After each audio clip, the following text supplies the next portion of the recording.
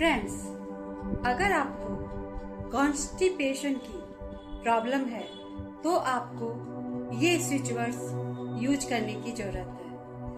45558999 इस नंबर को बार बार चैंट कीजिए। देखिए कैसे रिलीफ मिलता है, कैसे आप इससे बाहर निकल जाते हैं। अगर आपको हिकअप्स आती है बार बार तो आपको चैंट करने की जरूरत है 4253161। और अगर आपको किडनी में स्टोन है तो आपको चैंट करने की जरूरत है 68438333। Thank you.